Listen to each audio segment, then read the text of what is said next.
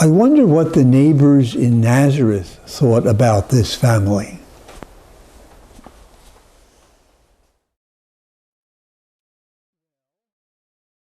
They were different. After all, she got pregnant before they were really married. They were betrothed, but they weren't really married. But he was good. He did the right thing. He married her. But then they went out of town to have the baby. Strange. And they never came back for 2 years.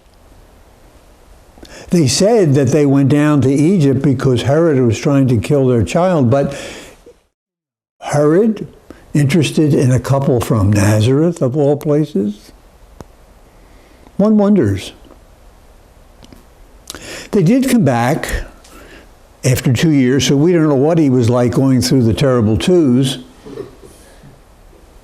But he came back and they lived a fairly normal life, although as a teenager he began to act out. After all, he ran away for 3 days without telling his parents where he was.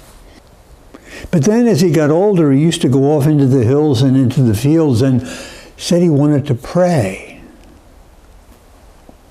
And then, around the age of 30, he just left and started teaching and preaching all over the country.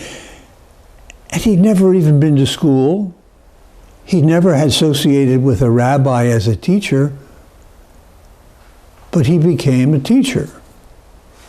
He even came back here one time and tried to do it in Nazareth in the synagogue, but we escorted him out of town and probably would have killed him if he hadn't slipped away. He ended up being killed by the authorities, capital punishment, right outside Jerusalem. So, Holy Family? I don't know. But that's the point, isn't it? The life of Christ was a normal human life with all the ups and downs, more downs sometimes than we experience than other people. But it was a normal human life with high points and low points, with sadness, bereavement, with all the things that go into making human existence a reality.